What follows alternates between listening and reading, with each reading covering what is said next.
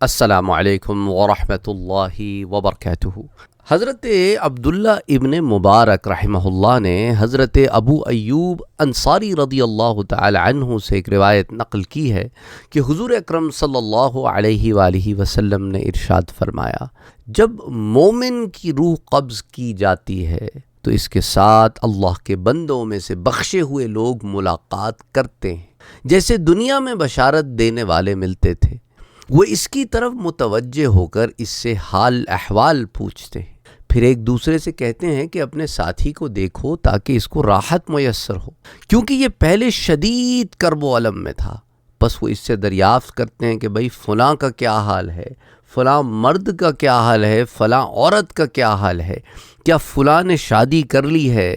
پھر اس مرد کے متعلق سوال کرتے ہیں جو اس سے پہلے فوت ہوا ہوتا ہے، تو وہ بتاتا ہے وہ تو مجھ سے پہلے فوت ہو گیا۔ وہ کہتے ہیں انا للہ و انا الیہ راجعون، اس کو حاویہ میں پہنچا دیا گیا ہے، اور حاویہ کیا ہی برا ٹھکانہ ہے۔ اور کہا کہ بے شک تمہارے اعمال برزخ میں تمہارے عزیزوں اور رشتہ داروں کے سامنے پیش کیے جاتے ہیں، اگر وہ اعمال اچھے ہوں تو ان کو خوشی اور مسرت ہوتی ہے، اور کہتے ہیں کہ اے اللہ، یہ تیرا اپنے بندے پر انعام اور فضل ہے، تو اپنے بندے پر اس نعمت کو پورا کر اور اسی پر اس کا خاتمہ کر۔ اور برے اعمال بھی ان کے سامنے پیش کیے جاتے ہیں، تو اس وقت وہ دعا کرتے ہیں کہ اللہ تو اپنے اس بندے پہ رحم فرما۔ اب روایت جو یہاں تک ہے اس پر دو چار نکتے ہیں جن پر بات کر لیتے ہیں۔ کچھ الفاظ ہیں جن پر میں چاہتا ہوں کہ آپ غور کریں کہ جب مومن کی روح قبض کی جاتی ہے تو اس کے ساتھ اللہ کے بندوں میں سے بخشے ہوئے لوگ،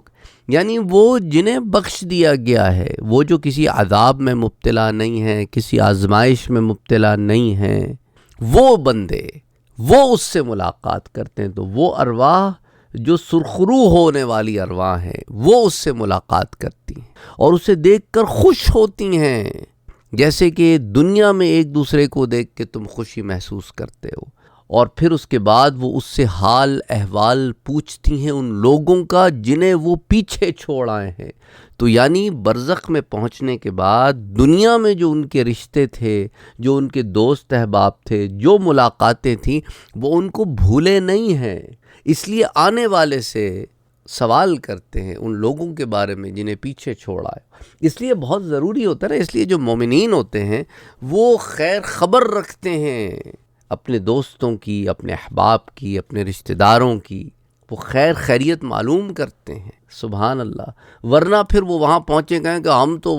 نے تو پتہ ہی کوئی نہیں، ہم نے تو کبھی پلٹ کے 10 سال کبھی انہیں کال ہی نہیں کی، کبھی پتہ ہی نہیں کیا ان کا کیا حال ہے، وہ کیسے ہیں، کس حال میں، ہمیں تو نہیں خبر، ہم تو بس سم بکمن بیٹھے ہوئے تھے دنیا میں، ہم مدہوش تھے، ہوش ہی کوئی نہیں تھا ہمیں کسی کا۔ تو اس لیے وہ یہاں پر اپنے رشتوں کو نبھاتے ہیں، تو پھر جب رشتوں کو نبھاتے ہیں تو وہاں جب سوال ہوتا ہے تو ان کے پاس جواب ہوتے ہیں کہ ہاں بھئی فلاں کا یہ حال ہے، فلاں کا وہ حال ہے، فلاں نے شادی کر لی ہے۔ سمجھ آ رہی ہے بات؟ تو یہاں کے رشتے وہاں سے لنکڈ ہیں۔ امید کرتا ہوں میں آپ کو اپنی بات سمجھا پا رہا ہوں، اور یہ نہیں کہ وہاں پہنچ کر وہ یہاں والوں کو بھول جاتے ہیں اور پھر وہ ان لوگوں کے بارے میں بھی سوال کرتے ہیں، تو پھر ان سوالوں میں ایک سوال اس شخص کے بارے میں بھی ہو جاتا ہے جو فوت ہو گیا لیکن ان تک نہیں آیا، سرخرو ہونے والوں تک نہیں آیا،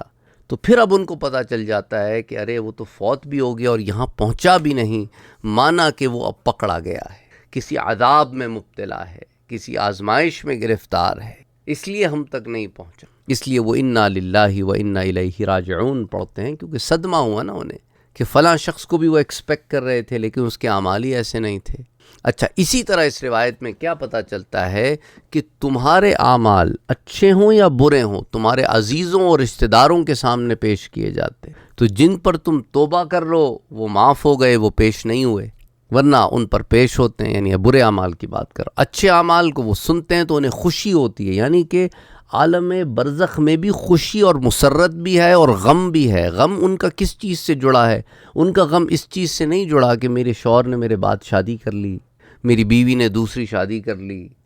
میں میرے نام پہ ساری زندگی نہیں بیٹھی رہی، یہ چیزوں کا غم نہیں ہے انہیں کیا غم ہے؟ انہیں غم ہے کہ اگر کوئی شخص ان تک پہنچا نہیں جسے وہ ایکسپیکٹ کر رہے تھے کہ شاید نیک اعمال کے ذریعے ہم تک پہنچ جائے، لیکن وہ ان تک پہنچا نہیں تو اس کا انہیں غم ہوتا ہے کہ ہائے کیا کریں، وہ اب حاویہ میں پھنسا ہوگا، برے ٹھکانے میں پھنسا ہوگا، یا ہو سکتا ہے اس کا خاتمہ بالخیر نہ ہوا ہو، یا وہ حالت ایمان پر ہی نہیں مرا اور وہ ایکسپیکٹ کر رہے تھے کہ یہ ایمان والا ہو جائے گا یا ہوگا اور پھر گیا، اللہ بہتر جانتا ہے۔ اور اسی طرح انہیں جب اعمال پیش ہوں اور برے اعمال ہوں تو پھر وہ اس وقت دعا کرتے ہیں، یہ نہیں کہ پھر غم سے نڈھال ہو کے بیٹھ جاتے ہیں، وہ دونوں صورتوں میں دعا کرتے ہیں، یعنی وہ وہاں پر بھی ہمارے لیے دعا کر رہے ہیں، وہ وہاں پر بھی ہمارے لیے دعا کر رہے ہیں۔ اچھے اعمال سامنے آتے ہیں تو کہتے ہیں اللہ یہ تیرا اپنے بندے پر انعام اور فضل ہے اور تو اپنے بندے پر اس نعمت کو پوری کر اور اسی پر اس کا خاتمہ کر، یعنی ہمارے خاتمہ بالخیر کی وہ وہاں دعا مانگ رہے ہیں جب ان کے سامنے ہمارے اچھے اعمال پیش ہوتے ہیں، اور جب ہمارے برے اعمال ان کے سامنے پیش ہوتے ہیں تو اس وقت بھی وہ ہمارے لیے دعا کرتے ہیں کہ اللہ تو اپنے اس بندے پہ رحم و کرم فرما اور اسے گناہوں سے بچا لے، اسے گناہوں سے دور کر دے تاکہ اس کا خاتمہ بالخیر ہو، اچھے اعمال پہ مرے۔ سمجھ آ رہی بات؟ اس روایت کو امام قرطبی روایت کرتے ہیں التذکرہ فی احوال الموتى و امور الاخرہ میں۔ امام قرطبی جن کا پورا نام کیا ہے؟ شمس الدین ابو عبداللہ محمد بن احمد بن ابی بکر انصاری، آپ کو امام علامہ شمس الدین بھی کہتے ہیں، شمس الدین قرطبی بھی کہتے ہیں۔ بہرحال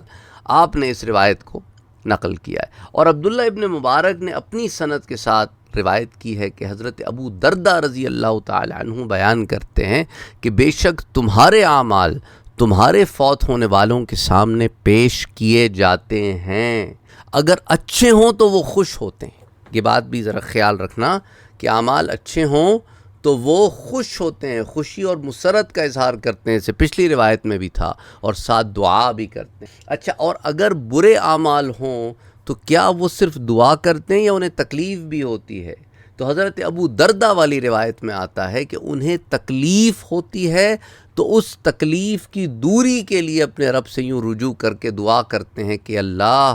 اے اللہ ان پہ رحم فرما، اپنا کرم۔ اچھا، حضرت ابو دردہ رضی اللہ تعالی عنہ اپنی حیات میں یہ دعا کرتے تھے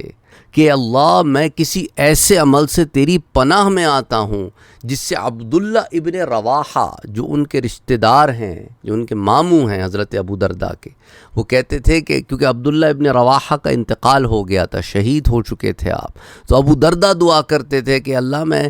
کسی ایسے عمل سے تیری پناہ میں آتا ہوں، تیری پناہ مانگتا ہوں جس سے عبداللہ بن رواحہ کو ذلت اور رسوائی کا سامنا کرنا پڑے، یعنی عالم برزخ میں جب ہمارے عزیز و اقارب پر ہمارے اعمال پیش ہوں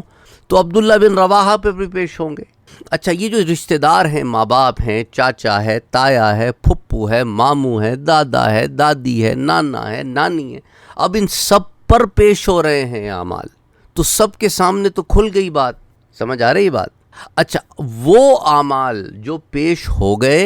اور پھر تم نے توبہ کر لی اور اس کے بعد تمہیں معاف کر دیا گیا، تو پھر وہ اعمال اللہ پھر انہیں بھلا بھی دیتا ہے اور قیامت کے دن تمہاری اعمال کی کتاب میں بھی نہیں ہوتے، فرشتوں کو بھی بھلا دیتا ہے۔ لیکن جو بھی معاف نہیں ہوئے وہ ان پر بھی کھل گئے۔ دنیا میں تمہارا اللہ نے پردہ رکھا نا، لیکن عالم برزخ میں وہ ان کا تو تم سے کوئی ڈائریکٹ کمیونیکیشن نہیں ہے۔ یہ بھی اللہ کی ایک طرف سے رحمت ہے، کیونکہ دیکھو نا اللہ نے ہماری دعا کا انتظام کر دیا ہے وہاں، لیکن ساتھ ساتھ کیا ہے، وہ آپس میں جب ان اعمال کو دیکھتے ہیں کہ ان کے پیچھے ان کے رشتہ دار ان کے کیا عمل کرتے پھر رہے ہیں، تو ایک دوسرے کے سامنے تو شرمندگی ہوتی ہی ہے نا۔ اچھا، اور ایک روایت میں یوں آتا ہے کہ اے اللہ میں ایسے عمل سے تیری پناہ چاہتا ہوں جس کے کرنے کی وجہ سے میں عبداللہ بن رواحہ کے نزدیک رسوا ہو جاؤں اور ان کی نظروں سے گر جاؤں۔ یہاں تو معاملے کے پردے ہیں نا آپس میں ایک دوسرے کے سامنے، پر وہ تو عالم ہی کوئی اور ہے، اور وہاں پہ عزیزوں اور رشتہ داروں کے سامنے اعمال پیش ہوتے ہیں، جیسا کہ ابو ایوب انصاری رضی اللہ تعالیٰ عنہ والی روایت میں آتا ہے۔ تو یہ دونوں روایتیں امام قرطبی جو ہیں التذکرہ فی احوال الموتى و امور الاخرہ میں روایت کرتے ہیں۔ اچھا، پھر ایک اور روایت عبداللہ ابن مبارک سے ہی امام قرطبی لاتے ہیں کہ انہوں نے عثمان سے روایت کیا، وہ بیان کرتے ہیں کہ مجھ سے سعید بن جبیر نے کہا کہ میں اپنی بھتیجی عمر بن اوس کی بیٹی اور عثمان کی بیوی یعنی عثمان خود روایت کر رہے ہیں، ان کی اپنی بیوی کے متعلق سعید ابن جبیر کہہ رہے ہیں، سعید ابن جبیر ان کی بیوی کے چاچا ہیں، حضرت یہ جو عبداللہ ابن مبارک جن سے روایت کر رہے ہیں عثمان، تو وہ کہتے ہیں کہ میں اپنی بھتیجی سے ملنا چاہتا ہوں، میرے لیے اجازت لے کر آئیں۔ چنانچہ جب اجازت لے کر میں نے ان کو بتایا تو وہ گھر تشریف لائے اور پوچھا کہ بھتیجی بتاؤ تمہارے شوہر کا تمہارے ساتھ کیسا سلوک ہے؟ اس نے کہا بے شک وہ میرے محسن ہیں اور اپنی استطاعت کے مطابق اچھا برتاؤ کرتے ہیں۔ پھر ابن جبیر میری طرف متوجہ ہوئے، عثمان کہتے ہیں، اور فرمایا کہ عثمان ہماری اس بچی کے ساتھ نیکی کرنا اور تم جو بھی کچھ سلوک اس کے ساتھ کرتے ہو وہ اس کے والد عامر ابن اوس کو معلوم ہو جاتا ہے۔ عثمان کہتے ہیں کہ میں نے کیا مردوں کو بھی زندوں کی خبریں پہنچتی ہیں؟ تو ابن جبیر کہنے لگے ہاں، ہر شخص کو اس کے عزیز و اقارب کی احوال کی خبر دی جاتی ہے، اگر وہ اچھی خبر ہو تو مرنے والوں کو خوشی ہوتی ہے، اور اگر کوئی بری خبر ہو تو ان کو افسوس ہوتا ہے اور وہ غمگین ہوتے ہیں۔ تو اب اس سے اندازہ کریں کہ برزخ میں رہنے والے صرف اعمال صالحہ یا اعمال سیئہ یعنی اچھے عمل اور برے عمل سے ہی خوشی اور غم نہیں پاتے، بلکہ جب ان پر ہمارے احوال کو اوپن کیا جاتا ہے، صرف عزیز و اقارب کے احوال کی بات ہو رہی ہے، ٹھیک ہے، اوپن کیا جاتا ہے تو اچھی ہوتی ہے تو انہیں خوشی ہوتی ہے، اور اگر کسی کے ساتھ برا سلوک کیا جائے، بری خبر ہو تو ان کو وہاں پر افسوس ہوتا ہے اور وہ غمگین بھی ہوتے ہیں۔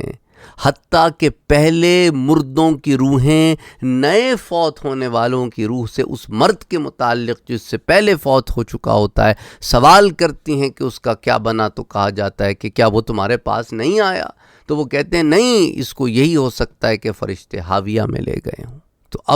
اب ان پر احوال کھل گئے، تو اب سوال یہ ہوتا ہے کہ جب احوال بھی کھل گئے اور اعمال بھی کھل گئے تو نئی آنے والی روح سے وہ کیا پوچھتے ہیں؟ تو وہ ان احوال کے بارے میں پوچھتے ہیں جو ان پہ نہیں کھلے۔ ایک تو یہ ہو گیا، اور دوسرا عزیز و اقارب کے علاوہ جو رشتے ہوتے ہیں جن کے احوال ان پر نہیں کھلتے ان کے متعلق سوال کرتے ہیں، یا احوال کی تفصیلات کے متعلق سوال کرتے ہیں۔ سمجھ آ رہی ہے یہ بات؟ اور بعض ان لوگوں کے متعلق سوال کرتے ہیں جن کی خبریں آنا بند ہو گئی ہیں کہ یار فلاں کی خبر ہی نہیں آ رہی، آخر اس کا کیا حال ہے؟ وہ کہتے ہیں اس لیے خبر نہیں آ رہی کیونکہ وہ تو مجھ سے پہلے فوت ہو گیا۔ کہتے ہیں نہ اعمال نہ احوال نہ موت کی خبر، تو معنی یہ ہوا کہ فرشتے اسے کہیں اور لے گئے ہیں۔ اچھا، اسی طرح حضرت حسن بصری رحمۃ اللہ فرماتے ہیں، جسے امام قرطبی نے جمع کیا ہے، کہ جب مومن کی روح قبض کر کے فرشتے آسمان پر لے جاتے ہیں تو وہاں پہلے سے موجود مومنین کی روح اس کا استقبال کرتی ہیں، ویلکمنگ ہوتی ہے، اور اس سے سوال کرتی ہیں کہ فلاں شخص کا کیا حال ہے؟ تو وہ روح کہتی ہے کیا وہ تمہارے پاس نہیں آیا؟ وہ تو مجھ سے پہلے فوت ہو چکا ہے۔ وہ روحیں کہتی ہیں بخدا نہیں، وہ نہ تو ہمارے پاس آیا نہ ہمارے پاس سے گزرا۔ پھر کہتے ہیں اس کو جہنم کے طبقہ حاویہ میں پہنچا دیا گیا، اور وہ کیا ہی برا ٹھکانہ ہے، یعنی اس پہ عذاب برزخ کا ہے، معاملہ چل رہا ہے، اس لیے ہمارے پاس نہیں آیا۔ اور ابو نعیم نے وہب ابن منبہ سے روایت، وہ بیان کرتے ہیں کہ بے شک اللہ نے 7ویں آسمان میں ایک قصر ابیض، ایک وائٹ ہاؤس بنا رکھا ہے۔ قصر ابیض، قصر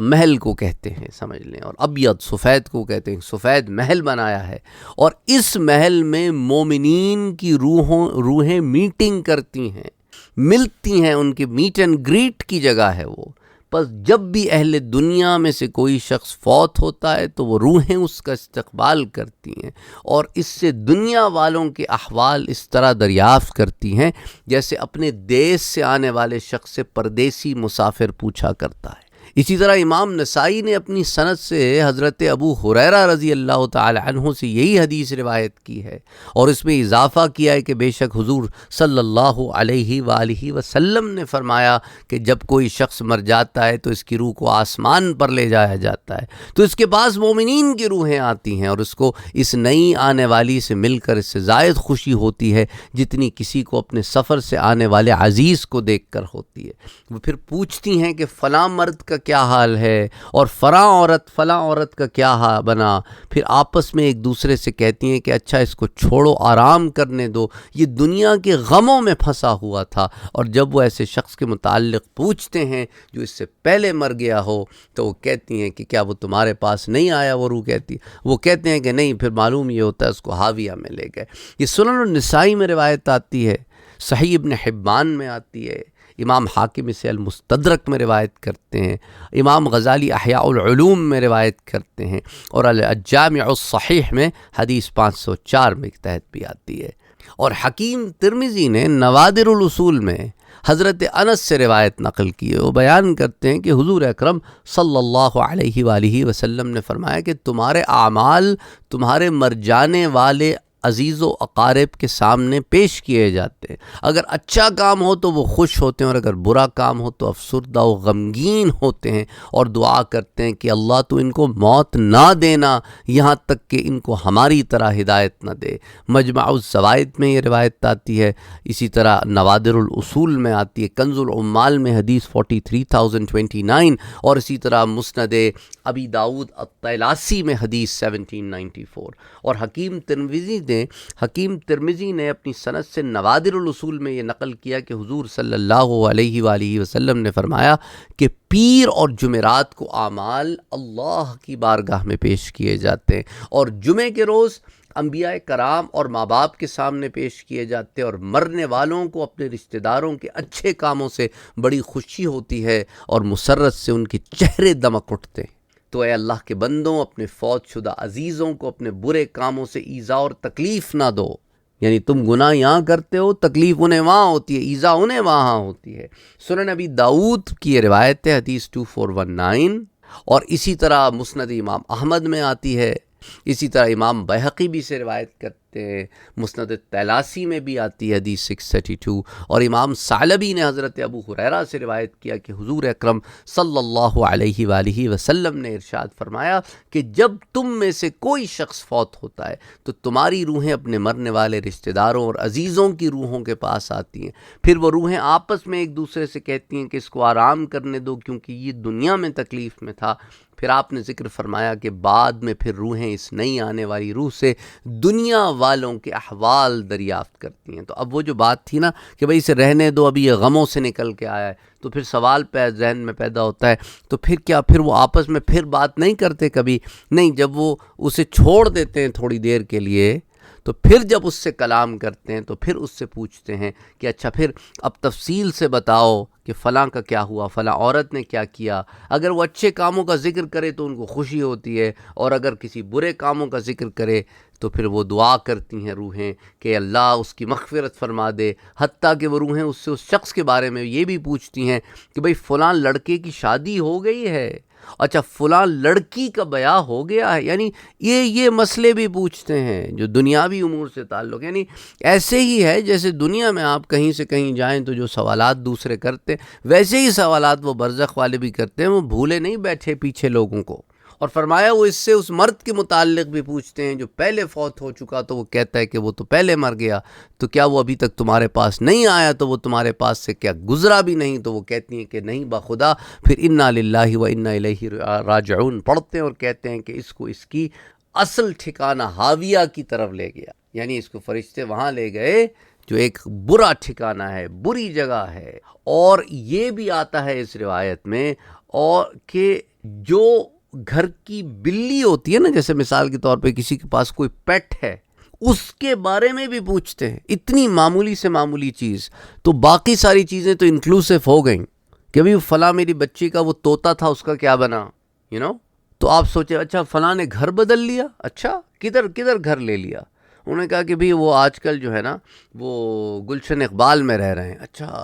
اچھا فلاں کا بیٹا امریکہ چلا گیا، اچھا فلاں جو ہے نا اس نے اپنے بچوں کی شادی کر دی ہے۔ وہ سارے مسئلے ایسے ڈسکس ہو رہے ہیں جیسے ہم اور آپ بیٹھے ہیں ہاں رشتہ داروں میں مسئلے ڈسکس کر رہے ہوتے۔ سنن النسائی کی یہ روایت ہے، صحیح ابن حبان میں بھی آتی ہے، امام حاکم اسے المستدرک میں بھی روایت کرتے ہیں، احیاء العلوم میں امام غزالی بھی لاتے ہیں، اور الجامع الصحیح میں حدیث 504 بھی۔ تو آپ سوچیں اتنی، اور تمام روحیں باہم مجتمع تھیں، یہ بھی حدیث میں آتا ہے، جن کا اس وقت تعارف تھا ان میں الفت ہو گئی، اور جو اس وقت اجنبی تھیں وہ مختلف، یعنی کہ عالم ارواح میں بھی روحوں کا ملنا ہے، عالم دنیا میں بھی روحوں کا ملنا ہے، عالم برزخ میں بھی روحوں کا ملنا ہے، اور تمام روحیں باہم مجتمع تھی، ایک جگہ تھیں عالم ارواح میں۔ صحیح مسلم، صحیح بخاری متفق علیہ روایت ہے، سنن ابی داؤد میں، سنن مسند امام احمد میں، اسی طرح